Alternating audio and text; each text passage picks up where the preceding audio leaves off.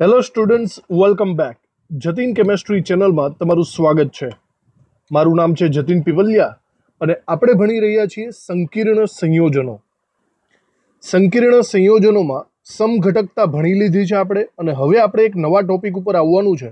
12મા લેક્ચરમાં આપણે સંયોજકતા બંધનવાદની ચર્ચા કરવાની છે. જો કે તમને યાદ હશે, સંયોજકતા બંધનવાદ તમારે 11th ની અંદર આવી ચૂક્યો છે ઓલરેડી. હવે એનો આપણે ઉપર છલ્લું થોડુંક નોલેજ મેળવવાનું છે અને ત્યારબાદ બીજા સિદ્ધાંત ઉપર જઈશું. તો સંયોજકતા બંધનવાદ ચાલુ કરીએ. આ લેક્ચર ચાલુ કરીએ એ પહેલાં એક વિધાન આપણે અહીંયા લખી નાખવાનું છે કે સવર્ગ સંયોજનો અથવા તો સંકીર્ણ સંયોજનો છે, આ સંયોજનોમાં બંધનનો સ્વભાવ જો તમારે સમજવો હોય, એની અંદર તેમાં દિશાકીય ગોઠવણી સમજવી હોય. દિશાકીય ગોઠવણી એટલે કે કેવો આકાર રચાય છે, અષ્ટફલકીય, સમચતુષ્ફલકીય, એ બધું સમજવું હોય અને તેનો ચુંબકીય ગુણધર્મ સમજવો હોય. ચુંબકીય ગુણધર્મ, આ બધી બાબતોનું નોલેજ જો તમારે મેળવવું હોય તો આપણે જુદી જુદી થિયરીઝ ભણી શકીએ છીએ. એના માટે 4 અલગ અલગ સિદ્ધાંતો છે જે આ બધા સવાલોના જવાબ તમને આપી શકે છે. એમાંથી પહેલો છે સંયોજકતા બંધનવાદ. સંયોજકતા બંધનવાદ જે તમે ઓલરેડી 11મા ધોરણમાં ભણી ચૂક્યા છો. વેલેન્સ બોન્ડ થિયરી, વીબીટી ના નામે એને ઓળખાય છે. આ સિવાય સ્ફટિક ક્ષેત્રવાદ, સ્ફટિક ક્ષેત્ર સિદ્ધાંત એ પણ છે, બરાબર, જેનું ઇંગ્લિશ થશે ક્રિસ્ટલ ફિલ્ડ થિયરી, CFT. આ ઉપરાંત લિગેન્ડ ક્ષેત્રવાદ, લિગેન્ડ ક્ષેત્ર સિદ્ધાંત એટલે કે લિગેન્ડ ફિલ્ડ થિયરી, LFT. અને આણ્વીય કક્ષકવાદ, આણ્વીય કક્ષકવાદ, મોલેક્યુલર ઓર્બિટલ થિયરી. આ તમને યાદ હોવી જોઈએ કે સંયોજકતા બંધનવાદ અને આણ્વીય કક્ષકવાદ 11th ની અંદર રાસાયણિક બંધન ચેપ્ટરમાં આવી ચૂક્યું છે. આપણે અહીંયા જો ડિસ્કસ કરશું સંકીર્ણ સંયોજનોની, તો એની અંદર માત્ર 2 નિયમની ચર્ચા કરવાની છે. એક સંયોજકતા બંધનવાદ, જેમાંથી તમને સંકરણનું નોલેજ મળશે, અને સ્ફટિક ક્ષેત્રવાદ, એની કંઈક અલગ જ થિયરી આવશે.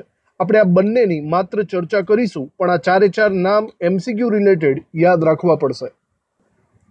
તો આપણે સૌથી પહેલા ચાલુ કરવાનું છે સંયોજકતા બંધનવાદથી, બરાબર, એટલે કે સંયોજકતા બંધન સિદ્ધાંત.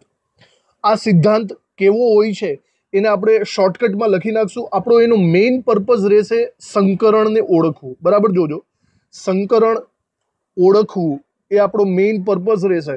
ચુંબકીય ગુણધર્મ એને ઓળખવો એ પણ આપણો મેઇન પર્પઝ રહેશે.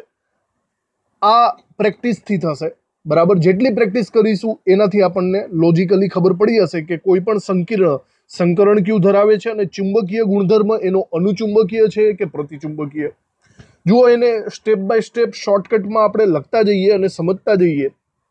સૌથી પહેલી વાત આપણે અહીંયા નોંધ રાખીએ કે કોઈ પણ ધાતુ આયન હોય છે ને, ધાતુ આયન એ સંકીર્ણ સંયોજનમાં હંમેશા લિગેન્ડ સાથે સવર્ગ સહસંયોજક બંધ જ બાંધશે. એ ફિક્સ જ છે. તો પહેલી વસ્તુને આપણે અહીંયા લખી નાખીએ શોર્ટકટમાં કે સંકીર્ણ સંયોજનમાં ધાતુ આયન, આપણે શોર્ટકટમાં જ લખશું M+, એ લિગેન્ડ સાથે સવર્ગ સહસંયોજક બંધ બાંધશે. સવર્ગ સહસંયોજક બંધ બાંધે છે. ઓકે, આ વસ્તુ આગળ પણ આવી ગઈ છે. હવે આની અંદર ખાસ તમને યાદ હશે, આની અંદર લિગેન્ડ એકચ્યુઅલી વધારે ઇલેક્ટ્રોન ધરાવનારો છે, બરાબર, અને સામેની સાઈડ ધાતુ આયન એની પાસે ખાલી કક્ષક હશે. આ બંને ઇલેક્ટ્રોન એ ખાલી કક્ષકની અંદર ચાલ્યા જશે. એટલે કે ઓવરઓલ લિગેન્ડ એ લુઈસ બેઝ છે અને ધાતુ આયન લુઈસ એસિડ છે. આ વિશે પણ આપણને ખબર જ છે, બરાબર, જે આ સિદ્ધાંતની અંદર જ આવે છે. તો એ પણ લખી નાખીએ આપણે. જે પૈકી લિગેન્ડ ઇલેક્ટ્રોન યુગ્મ દાતા છે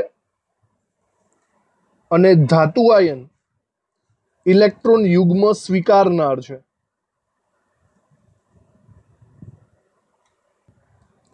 ઇલેક્ટ્રોન યુગ્મ સ્વીકારનાર હોય તો એની પાસે ખાલી કક્ષકો પણ હશે. એની વસ્તુ આપણે નીચે લખી નાખીએ. M+ માં એટલે કે ધાતુ આયનમાં ખાલી કક્ષકો હોય છે. અને એક રીતના આપણે એમ કહી શકીએ કે સંકીર્ણ સંયોજન માટે પૂરી પાડવામાં આવતી ખાલી કક્ષકો જેટલી પણ હોય એને જ ધાતુનો સવર્ગાંક આપણે કહી શકીએ છીએ. આ મેઇન વસ્તુ. સપોઝ કોઈ સંકીર્ણની અંદર M+ એ 4 ખાલી કક્ષકો આપી દીધેલી છે અને આ 4 ખાલી કક્ષકોમાં લિગેન્ડ દ્વારા ઇલેક્ટ્રોન યુગ્મ ભરાઈ ગયા છે, તો એનો સીધો મતલબ એમ થયો કે એનો સવર્ગાંક 4 થાય. સમજાણું? જેટલી ખાલી કક્ષકો ધાતુ આયન દ્વારા આપવામાં આવી છે, પૂરી પાડવામાં આવી છે, એ જ ધાતુ આયનના સવર્ગાંક તરીકે વર્તશે. કદાચ એવું પણ બની શકે કે ધાતુ આયન પાસે વધારે પડતી કક્ષકો ખાલી હોય. બરાબર? કદાચ એવું બની શકે કે ધાતુ આયન પાસે 7-8 કક્ષકો ખાલી સ્વરૂપે હોય. એનો મતલબ એમ નથી કે જેટલી ખાલી છે બધો એનો સવર્ગાંક જ થશે. સવર્ગાંક તો જ ગણાશે જો એની અંદર લિગેન્ડ દ્વારા ઇલેક્ટ્રોન યુગ્મ આપવામાં આવશે. સપોઝ 7 કક્ષકો ધાતુ આયન પાસે ખાલી છે પણ સવર્ગબંધ ખાલી 4 ની અંદર જ ભરાણા, એનો મતલબ એનો સવર્ગાંક 4 જ થાય. સમજાણું? સંકીર્ણ સંયોજનમાં જેટલી પૂરી પાડવામાં આવી છે એને આપણે સવર્ગાંક કહીશું. જેટલી છે એને નહીં, જેટલી પૂરી પાડવામાં આવી એને. ચલો, આ વસ્તુ તો તમને સમજાઈ ગઈ. એના પછી એક બીજી વસ્તુ સમજાવું કે ધાતુ આયન છે ને એ કોઈ પણ લિગેન્ડ સાથે, મતલબ જે ખાલી કક્ષકો પ્રોવાઈડ કરે છે એ ખાલી કક્ષકો M+ ની ખાલી કક્ષકો એ કાં તો N-1D NsNp હશે અથવા તો NsNp કે Nd હશે. અહીંયા આપણે ઉપર જરાક ચોખવટ કરી લઈએ. સંકીર્ણ સંયોજનમાં M+ ની ખાલી કક્ષકો N-1D NsNp હોઈ શકે છે. એનો મતલબ જુઓ, કદાચ હું અહીંયા N તરીકે 4 લઉં તો N-1 એટલે 3D થાય.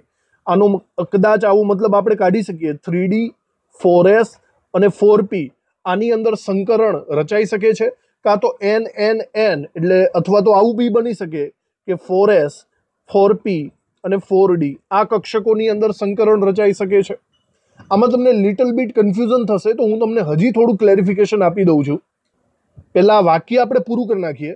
સંકીર્ણ સંયોજનમાં M+ ની ખાલી કક્ષકો N-1D NsNp અથવા તો NsNp Nd સંકરણ માટે વપરાય છે અથવા તો સંકરણમાં વપરાય છે અને વિવિધ ભૌમિતિક રચના અથવા તો ભૌમિતિક આકારો રચાય છે. દરેક સંકરણ માટે જુદા જુદા આકાર હોય છે, એ આપણને ખબર જ છે. બરાબર? હું તમને સૌથી પહેલા આનું લોજિક સમજાવી દઉં કે આ 3D 4s 4p એટલે કેવી રીતે વાત કરે છે.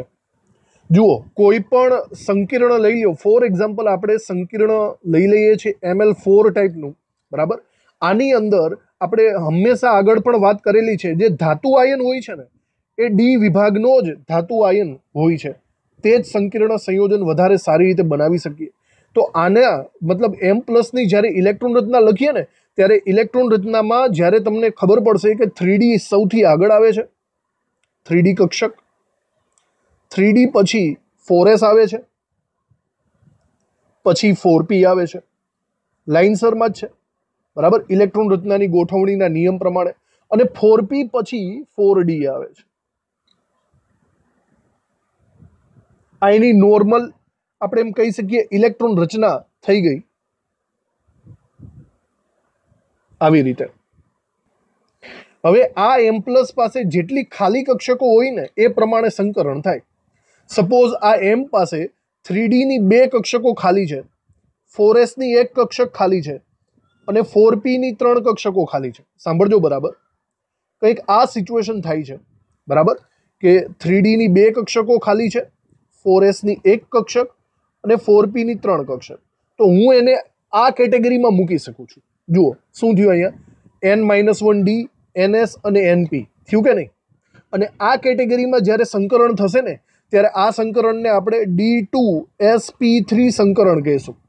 જરા વિચારો જોઈએ, આમાં ડી કક્ષક 2 છે, એક s છે અને 3 p છે, એટલા માટે શું નામ આપ્યું? D2sp3. સમજ પડી? આ સંકરણ પોસિબલ બને. હવે એક બીજી પોસિબિલિટી પણ થાય, જોજો બરાબર. સેમ ટુ સેમ એ જ સિચ્યુએશન લઈ લઈએ, m પ્લસની પાસે જે લાઇનસર કક્ષકો હોય ને 3d 4s 4p 4d લઈ લઈએ. આ વખતે જ્યારે આનું સંકરણ થયું બરાબર, ત્યારે કદાચ એવું બી બની શકે કે આ 3d નો કોઈ પણ પ્રકારનો યુઝ જ ન થાય. સંકરણ થતી વખતે ક્યારેક એવું બનશે કે આમાં 4s ની એક કક્ષક આવશે, 4p ની 3 કક્ષક આવશે અને 4d ની 2 કક્ષક આવશે. કદાચ આવું બી બની શકે. અને જ્યારે આ સંકરણ રચાય ત્યારે આવા સંકરણને શું નામ આપી શકાય? વિચારો. અહીંયા s એક વાર છે, p 3 વાર છે અને d 2 વાર છે, 2 કક્ષકો છે. તો આવા સંકરણને આપણે નામ આપશું sp3d2 સંકરણ. સમજ પડી? બે ટાઈપનું સંકરણ થયું, એકમાં d આગળ છે ને એકમાં d પાછળ છે. જેવું સિચ્યુએશન હોય, જેવું ડિપેન્ડ કરે છે કે આગળની કક્ષકો ખાલી છે તો આગળની કક્ષકો પહેલા વપરાશે, અને જો આગળની કક્ષકો ખાલી ન હોય અને પાછળ ખાલી હોય તો એ પ્રમાણે વપરાશે. સિચ્યુએશન ઉપર ડિપેન્ડ કરે છે.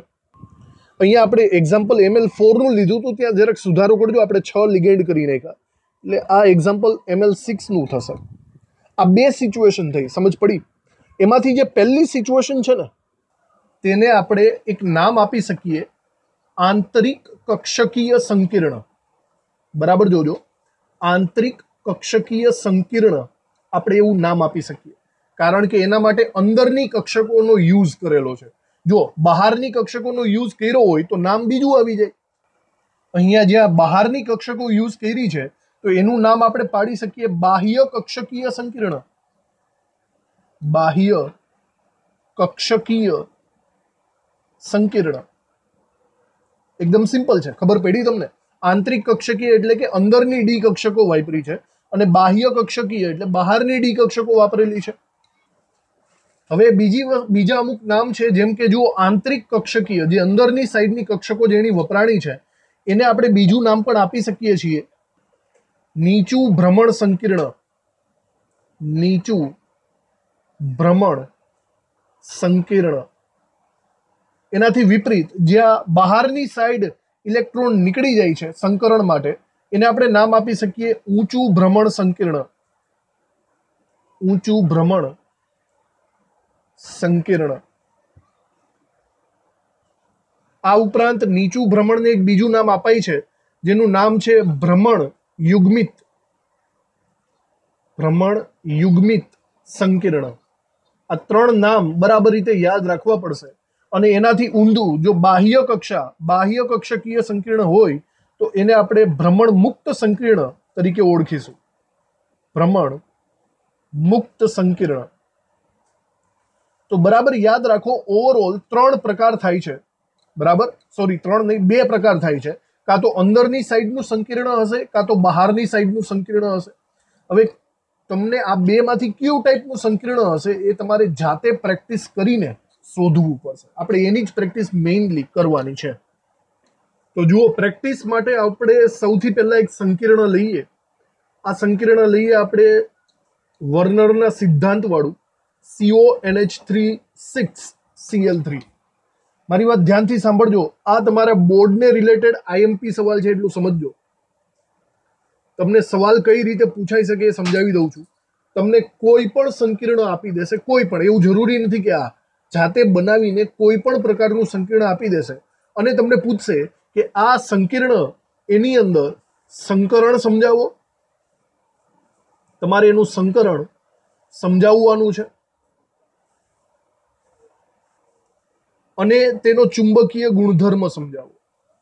સાથે સાથે ચુંબકીય ગુણધર્મ પણ સમજાવવાનું છે. આ ટાઈપનો સવાલ તમને પૂછાઈ શકે. બસ એક પેટર્ન યાદ રાખી લ્યો એટલે બધા સવાલો સેમ ટુ સેમ થઈ જશે. જુઓ, પહેલા શું કરવાનું તમારે, મારી વાત ધ્યાનથી સાંભળો. તમારે બધું ફોકસ અહીંયા કોબાલ્ટ ઉપર રાખવું પડશે, જે ધાતુ આયન છે. બરાબર, આની સાથે સાથે હું તમને બીજા ટોપિક્સ પણ લેતો જઈશ. તમારે ધાતુ આયનને પહેલા ફોકસમાં રાખવાનું. મતલબ કોબાલ્ટની વાત ચાલે છે, તમને કોબાલ્ટની ઇલેક્ટ્રોન રચના આવડવી જોઈએ. સાથે સાથે તમારે 6 લિગેન્ડને પણ જોવા પડશે. લિગેન્ડની સંખ્યા એ સંકરણ જાણવા માટે ખૂબ જ ઇમ્પોર્ટન્ટ બની રહેશે. તો આપણે અહીંયા એક એક્સ્ટ્રા ટોપિકની અંદર જો આ સવાલ ચાલુ નથી કરતો, બરાબર, આપણે જસ્ટ પ્રેક્ટિસ કરીએ છીએ એવું સમજી લ્યો. જો સવાલ ઓરિજિનલ હું પછી સમજાવીશ. તો પહેલા હું લિગેન્ડના આધારે સંકરણ ઓળખતા શીખવાડી દઉં તમને. એના માટે તમને ટેક્સ્ટબુકની અંદર જ કંઈક આવા પ્રકારનું કોષ્ટક આપેલું છે. જુઓ, બરાબર, પહેલા તો સવર્ગાંકની વાત કરીએ. સવર્ગાંક ઉપરથી તમને સંકરણના પ્રકારનું નોલેજ મળી જશે, કેવું સંકરણ છે અને એની આજુબાજુ આકાર કેવો છે, કક્ષકોનું વિતરણ કેવું છે, એનું પણ નોલેજ મળી રહેશે. બરાબર વિચારજો. સવર્ગાંક તરીકે સૌથી પહેલા આપણે 4 લઈ લઈએ. જો 4 સવર્ગાંકનો મતલબ એમ થયો કે લિગેન્ડની આજુબાજુ કોઈ લિગેન્ડ હોય તો એની ધાતુ આયન હોય તો એની આજુબાજુ 4 પ્રકારના લિગેન્ડ આજુબાજુ હશે. જો 4 પ્રકારના લિગેન્ડ હોય ને તો એનાથી 2 ટાઈપના સંકરણ પોસિબલ બને છે. જો બરાબર જોજો, પહેલું સંકરણ હશે sp3 સંકરણ અને બીજું સંકરણ હશે dsp2 સંકરણ. આ બંને સંકરણ આપણા માટે જાણીતા જ છે. તમને યાદ હશે, sp3 સંકરણ પ્રમાણે જો લિગેન્ડની ગોઠવણી થઈ હોય ને તો એનો આકાર સમચતુષ્ફલકીય બને છે. તમારે સાઈડમાં આકૃતિ દોરવી હોય તો દોરી શકો છો. સમચતુષ્ફલકીય આકૃતિ એટલે કંઈક આવી રીતે થશે કે લિગેન્ડ એ કંઈક આવી રીતે ગોઠવણી પામશે ધાતુ આયનની આજુબાજુ અને સવર્ગબંધ બાંધશે. આવી ગોઠવણીને સમચતુષ્ફલકીય ગોઠવણી તરીકે આપણે ઓળખીએ છીએ. અને જો dsp2 સંકરણ હોય, dsp2 સંકરણ, તો એનો આકાર બદલી જાય છે. એનો આકાર સમતલીય સમચોરસ ટાઈપનો થાય છે. સંકરણની બાબતમાં આપણે આ વસ્તુ આવી જ ગઈ છે. ધાતુ આયનની આજુબાજુ 4 લિગેન્ડ એ ચોરસની સિચ્યુએશનમાં કંઈક આવી રીતે ગોઠવાય છે અને સવર્ગબંધ બાંધે છે. આ આકારને આપણે સમતલીય સમચોરસ આકાર કહીશું. આ બંને આકાર બરાબર રીતે સાઈડમાં ડ્રો કરી રાખવા, જેથી તમને યાદ રહે. તો બસ યાદ રાખજો કે સવર્ગાંક 4ની બાબતમાં માત્ર 2 જ પોસિબિલિટી છે, કાં તો sp3 કાં તો dsp2. હવે તમને જો ખબર પડી ગઈ હશે કે dsp2, ડી આગળ છે ને, જેમાં ડી આગળની સાઈડ હોય એને આંતરિક કક્ષકીય સંકીર્ણ આપણે કહી શકીએ છીએ. સમજાણું તમને? આને આપણે શું કહીશું? આંતરિક કક્ષકીય સંકીર્ણ. અને પેલા ભાઈને આપણે કહીશું બાહ્ય કક્ષકીય સંકીર્ણ, જેવી રીતના મેં આગળ પ્રકાર પાડેલા છે એ રીતે. હવે આપણે આગળ વાત કરીએ સવર્ગાંક 4 પછી સવર્ગાંક 5. તો સવર્ગાંક 5 નો મતલબ આજુબાજુ 5 લિગેન્ડ આવેલા હશે. બરાબર, 5 સવર્ગાંક હોય તો એનું સંકરણ sp3d ટાઈપનું થશે અને એનો આકાર ત્રિકોણીય દ્વિપિરામિડલ ટાઈપનું થશે. હું અહીંયા આકાર ડ્રો કરી દઉં, બતાડું છું તમને. ધાતુ આયન મિડલમાં હોય અને એની આજુબાજુ એક ત્રિકોણ રચાયેલું હોય લિગેન્ડનું. જોજો આવી રીતે ત્રિકોણની સિચ્યુએશન હશે. પછી એક ત્રિકોણ ઉપરની સાઈડ હશે, એક લિગેન્ડ ઉપરની સાઈડ હશે, જેનાથી એક પિરામિડલ ટાઈપનું સ્ટ્રક્ચર રચાઈ જાય છે. અને એક લિગેન્ડ નીચેની તરફ હશે. તો આને હું નામ આપી શકું છું વચ્ચે ત્રિકોણ અને ઉપર પિરામિડ અને નીચે પિરામિડ, એટલે કે ત્રિકોણીય દ્વિપિરામિડલ આકાર કંઈક આવો હોય છે. સાઈડમાં આપણે ડ્રો કરી રાખવું સવર્ગાંક 5 હોય તો.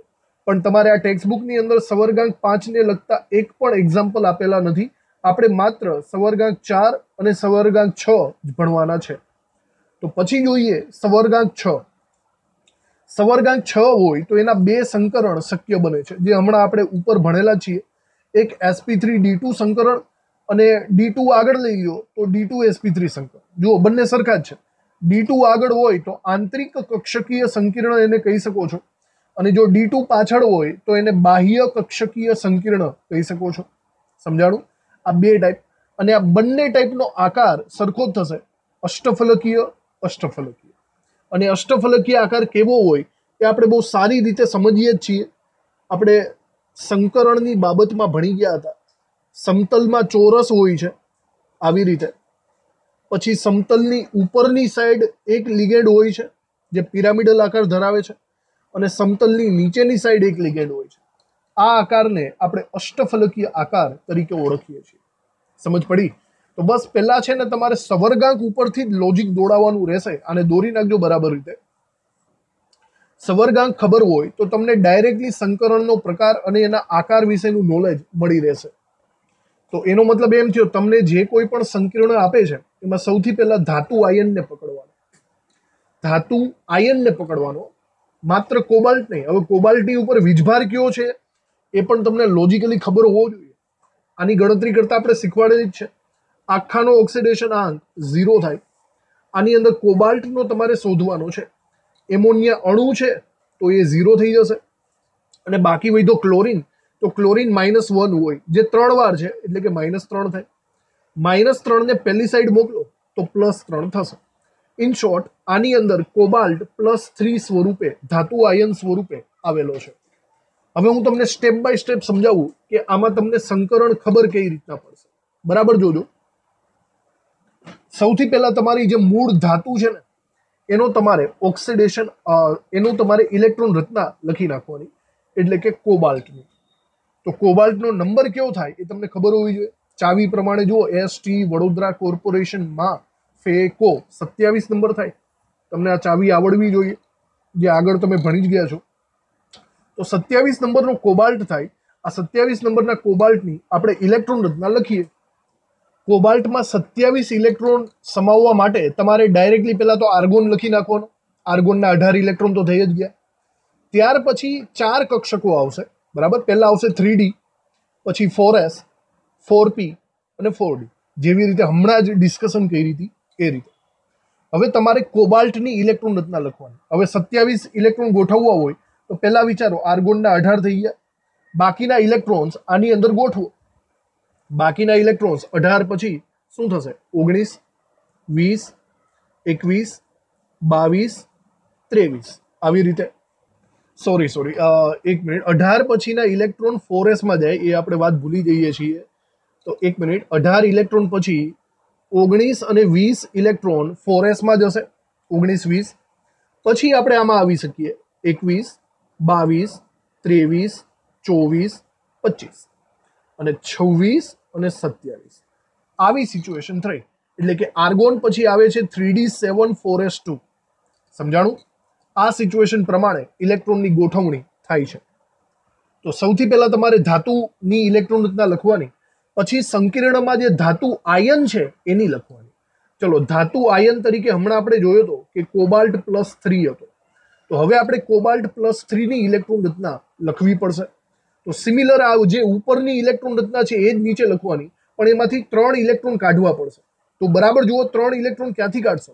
હંમેશા બાહ્યતમ કક્ષામાંથી ઇલેક્ટ્રોન નીકળે. તો 2 ઇલેક્ટ્રોન આપણે આના કાઢશું અને 1 ઇલેક્ટ્રોન આમાંથી કાઢી નાખશું, એટલે +3 સિચ્યુએશન આવી જાય. એવી રીતે આપણે ઇલેક્ટ્રોન રચના ફરીથી લખીને જો અહીંયા ગોઠવીએ તો આર્ગોન પછી 4s તો ખાલી થઈ ગઈ, અને આની અંદર જે 3d7 હતા અહીંયા 1 કરી નાખીએ. ઉપર આપણે લખી જ નાખીએ. એકચ્યુઅલી આ પહેલાની સિચ્યુએશનમાં 3d7 4s2 હતો. હવે અહીંયા 4s 0 થઈ જશે અને 3d6 થઈ જશે.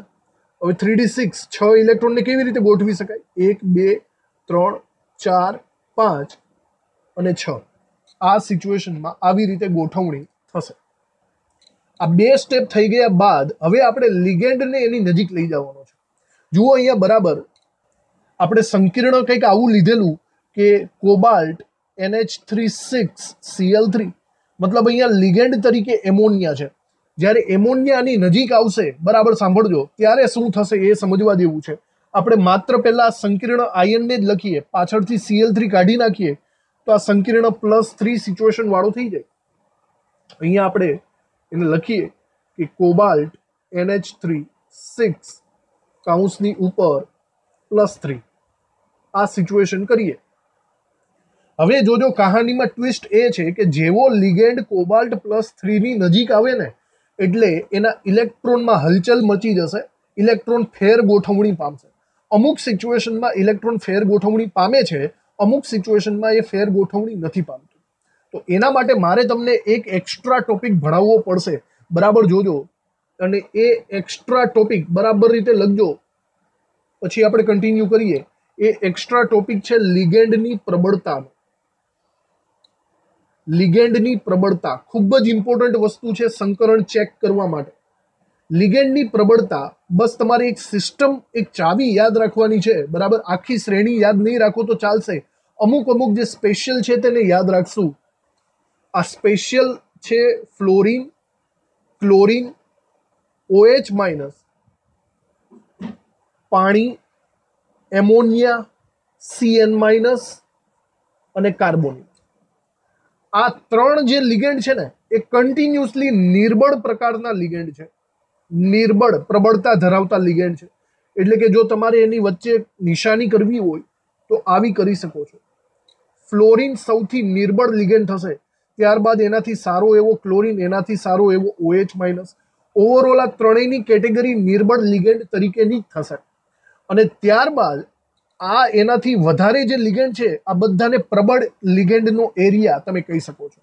જેમાં સૌથી પ્રબળ લિગેન્ડ તરીકે કાર્બોનિલ CO છે, એનાથી ઓછો CN માઇનસ, એનાથી ઓછો એમોનિયા, એનાથી ઓછો પાણી. તો આ આખો એરિયા સમજી લેજો, આ બધા પ્રબળ લિગેન્ડ કહેવાશે. અને જ્યારે આને આપણે નિર્બળ લિગેન્ડ તરીકે ઓળખવાના છે. આ ક્રમ બરાબર યાદ રાખજો, કારણ કે આ ક્રમથી ઘણું બધું મહત્વનું આવશે. આગળ જે આપણે વાત કરી એની અંદર એમોનિયા લિગેન્ડ તરીકે છે. તો જુઓ, ફ્લોરિન, ક્લોરિન, OH માઇનસ, પાણી, એમોનિયા, CN માઇનસ, આવી રીતે યાદ રાખો તો એમોનિયા પ્રબળ લિગેન્ડની કેટેગરીમાં આવી જાય છે ને. તો એમોનિયા પ્રબળ લિગેન્ડ છે તો એનાથી શું વસ્તુ થશે, બરાબર સાંભળજો. જે પ્રબળ લિગેન્ડ હોય ને, પ્રબળ લિગેન્ડ એ ધાતુના ઇલેક્ટ્રોનને કેન્દ્ર તરફ આકર્ષે છે. પ્રબળ લિગેન્ડ ના કારણે ધાતુના ઇલેક્ટ્રોન કેન્દ્ર તરફ આકર્ષાય છે. વસ્તુ ખાસ લખવી પડશે, આપણે પેલા એક્સ્ટ્રાની અંદર જ લખી નાખીએ, બરાબર, જેથી યાદ રહે કે પ્રબળ લિગેન્ડ હંમેશા ધાતુના ઇલેક્ટ્રોનને, ધાતુ એટલે કે M+ લખો તો બી ચાલશે, M+ ના ઇલેક્ટ્રોનને કેન્દ્ર તરફ આકર્ષે છે, કેન્દ્ર તરફ આકર્ષે છે, જેનાથી ઇલેક્ટ્રોન રચનામાં ફેરબદલી થશે, ફેરબદલી થાય છે. હવે આ બધું કઈ રીતે, જરાક અહીંયા લોજિકલી સમજજો. અહીંયા કોબાલ્ટ+3 ની ઇલેક્ટ્રોન રચના જે સેમ ટુ સેમ હતી એ આપણે નીચે ફરીથી લખી નાખીએ. કંઈક આવી રીતે ઇલેક્ટ્રોન રચના સેમ ટુ સેમ કોબાલ્ટ+3 ની લખી નાખી. હવે આજુબાજુ 6 લિગેન્ડ છે. 6 લિગેન્ડ એ પ્રબળ છે. પ્રબળ હોવાના કારણે એનો જે ધાતુનું કેન્દ્ર છે ને એ કેન્દ્ર તરફનું આકર્ષણ બળ એનું જોરદાર હોય. સાંભળજો, કંઈક આવી રીતે એના આકર્ષણ બળનો એરિયા વધારે હોય. અને આ આકર્ષણના કારણે, પ્રબળ લિગેન્ડના કારણે આ જે બહારના ઇલેક્ટ્રોન છે ને એ અંદર તરફ ખેંચાવા માંડે છે. તો ટોટલ ઓવરઓલ વિચારો કે 6 ઇલેક્ટ્રોન છે આપણી પાસે, 3d6. આ તો ઓલરેડી ખાલી જ છે. 6 ઇલેક્ટ્રોન જો અંદરની સાઈડ ખેંચાવા માંડે તો કેવી રીતે ગોઠવણી પામશે, વિચારો તમે. આ 6 ઇલેક્ટ્રોન કેન્દ્રથી નજીક જવા માંડશે, એટલે કે 1, 2, 3, 4, 5 અને 6 કંઈક આવી રીતે ગોઠવણી પામશે. અને આ ખાના એકદમ ખાલી પડી જશે, કંઈક આવી રીતે. સમજાણું? આ જે બાહ્ય 2 ઇલેક્ટ્રોન હતા એ બધા અંદરની તરફ આકર્ષાઈ ગયા એવું થયું. જો કે આપણને સ્પષ્ટ ખબર છે અહીંયા હુન્ડના નિયમનું પાલન નથી થતું, બરાબર. નિયમને ઉલ્લંઘન કરીને પણ આ વસ્તુ થશે, કારણ કે આ પ્રબળ લિગેન્ડ છે. સમજ પડી? પ્રબળ લિગેન્ડ હોવાના કારણે આ બધું થશે. અને કદાચ અહીંયા નિર્બળ લિગેન્ડ હોત તો, જરા વાતને સમજો, કદાચ અહીંયા Cl6 હોત તો, નિર્બળ લિગેન્ડ હોત ને તો એ પોતાનું આકર્ષણ એટલું બધું ફેલાવી ન શકત, તો એના દ્વારા આવું કંઈ પણ ન થાત. એટલે કે ઇલેક્ટ્રોનની ફેરબદલી નિર્બળ લિગેન્ડ વડે થાત જ નહીં. અહીંયા એ વસ્તુ પણ નોંધ કરવી હોય તો કરી શકાય છે. નિર્બળ લિગેન્ડ બરાબર દ્વારા ઇલેક્ટ્રોનની ફેરબદલી થતી નથી એવું લખી નાખજો. ફેરબદલી થતી નથી. ઓકે, માત્ર પ્રબળ લિગેન્ડ એટલે કે મોસ્ટ ઓફલી આ તમને 4 લિગેન્ડ જોવા મળશે ને ત્યારે જ આવું બનશે. બરાબર રીતે ચાવીને યાદ રાખવી પડશે. ફ્લોરિન ક્લોરિન OH- આ નિર્બળ છે, અને પાણી એમોનિયા CN- અને સૌથી મોટો ડોન કાર્બોનિલ, એને યાદ રાખજો. ચલો, તો આ હતું આપણું ત્રીજું સ્ટેપ. બોલો, સમજ પડી ગઈ તમને? પહેલા સ્ટેપની અંદર ધાતુને લખ્યો, બીજાની અંદર ધાતુ આયનને લખ્યો, અને ત્રીજાની અંદર લિગેન્ડને લખ્યો. આપણે આટલું કર્યું. હવે આગળ વધીએ. હવે જુઓ, રસ્તો ખાલી થઈ ગયો. લિગેન્ડના કારણે ઇલેક્ટ્રોન નજીક આવી ગયા. હવે તમારે જોવાના કે લિગેન્ડ છે કેટલા. અહીંયા 6 લિગેન્ડ છે. કેટલા? 6 લિગેન્ડ. તો એનો સ્પષ્ટ મતલબ એમ થયો, બધા એક દંતીય છે. એનો સ્પષ્ટ મતલબ એમ થઈ ગયો કે આ બધા એક એક ઇલેક્ટ્રોન યુગ્મ દાનમાં આપવાના છે. એનું મતલબ એવો થયો કે 6 ખાના ખાલી હોવા જોઈએ. તો 6 ખાના ખાલી ગોતો તમે. અહીંયા સ્પષ્ટ મને દેખાય જ છે કે અહીંયા ડી કક્ષકના 2 ખાના ખાલી થઈ જશે, એક એસનું ખાનું ખાલી થઈ જશે, અને 3 પીના ખાલી થઈ જશે. આ બધા ભેગા કરીને 6 ખાના પ્રોપરલી બની જશે. સમજાઈ ગયું? અને એની અંદર લિગેન્ડ પોતાના ઇલેક્ટ્રોન યુગ્મ આપી શકશે. પણ આ એટલું ઇઝી નથી. આના માટે એને સંકરણ કરવું પડશે સૌથી પહેલા. બરાબર ધ્યાનથી સાંભળજો. આના માટે એને સંકરણ પ્રોપરલી કરવું પડશે.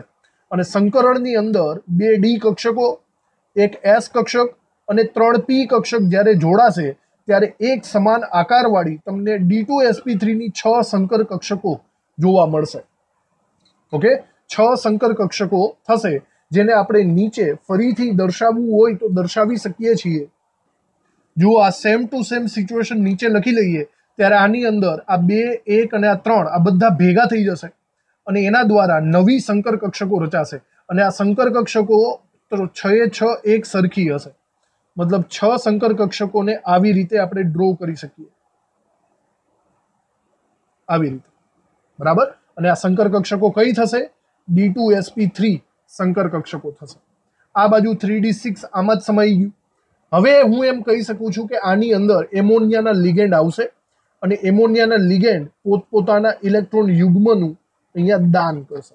6 એમોનિયા છે આપણી પાસે, તો 6 લિગેન્ડ આવશે, અને 6 ઇલેક્ટ્રોન યુગ્મ આપણે કંઈક આવી રીતે દર્શાવવા પડે. 3, 4, 5 અને 6 આવી રીતે. તો આ પ્રોપરલી સંકરણ પણ થઈ ગયું, લિગેન્ડ પણ જોડાઈ ગયા. આને આપણે એમ કહી શકીએ કે આ સંકીર્ણ થઈ ગયું કોબાલ્ટ NH3 6+3 ટાઈપ. સમજ પડી ગઈ? આવી રીતે આપણે કહી શકીએ છીએ. ચલો, સંકરણ મળી ગયા બાદ આપણે એના આકારની ચર્ચા કરી લઈએ. D2sp3 અષ્ટફલકીય આકાર છે, આપણને બહુ સારી રીતે ખબર છે. તો આપણે આ સંકીર્ણને અષ્ટફલકીય રીતે ડ્રો કરી શકીએ છીએ. આગળ આપણે ઘણી બધી વાર કરેલું જ છે. કોબાલ્ટને આપણે મિડલમાં રાખીશું, એની આજુબાજુ અષ્ટફલકીય સ્વરૂપે બંધ ગોઠવી દેવાના તમારે આવી રીતે, અને આજુબાજુ 6 વખત એમોનિયા દર્શાવી દેવાના NH3. આની અંદર નાઇટ્રોજન ઇલેક્ટ્રોન યુગ્મ આપે છે, તો બને ત્યાં સુધી નાઇટ્રોજનને તીરની સાથે કનેક્ટેડ રાખવાની કોશિશ કરવાની આવી રીતે, અને ઉપર +3 ની નિશાની. બરાબર. આ અષ્ટફલકીય આકાર થઈ ગયો. અષ્ટફલકીય આકાર કહેવાશે. એનું સંકરણ થશે D2sp3 સંકરણ. અને આ પ્રકારનું જે સંકીર્ણ છે, આપણને ખબર જ છે કે અહીંયા અંદરની કક્ષકોનો ઉપયોગ કરેલો છે, તો આપણે અહીંયા નામ આપશું આંતરિક કક્ષકીય સંકીર્ણ. કક્ષકીય સંકીર્ણ આ થઈ ગયું.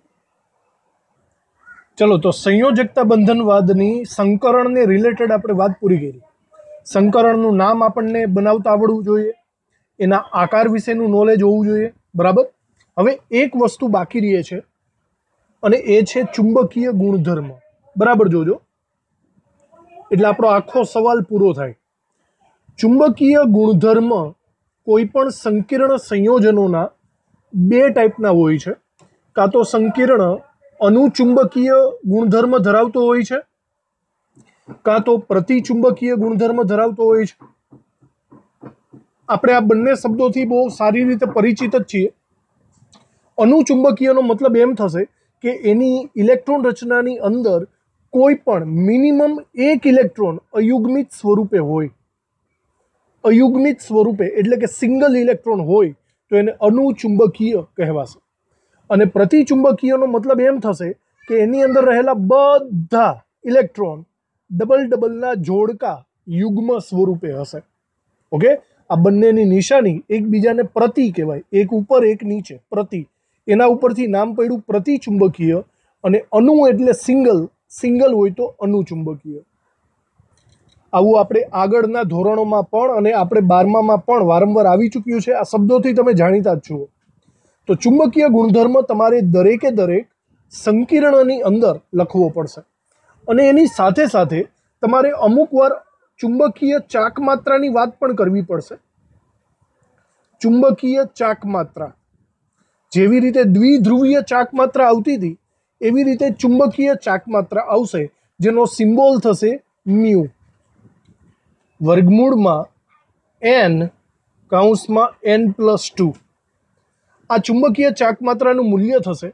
અહીંયા તમારે nનું મૂલ્ય જોવું પડશે કે જ્યાં n બરાબર આપણે એવું લખી શકીએ કે અયુગ્મિત ઇલેક્ટ્રોનની સંખ્યા. અયુગ્મિત ઇલેક્ટ્રોન, ફોર એક્ઝામ્પલ આપણે કોઈ D1 ટાઈપની ઇલેક્ટ્રોન રચના આવે, બરાબર, જોજો D1 એનો મતલબ એમ થાય કે ડી કક્ષકની અંદર માત્ર એક જ ઇલેક્ટ્રોન હોય. જો એક જ ઇલેક્ટ્રોન હોય તો તે અયુગ્મિત સ્વરૂપે હોય, એનો મતલબ n = 1 થાય. સમજાણું?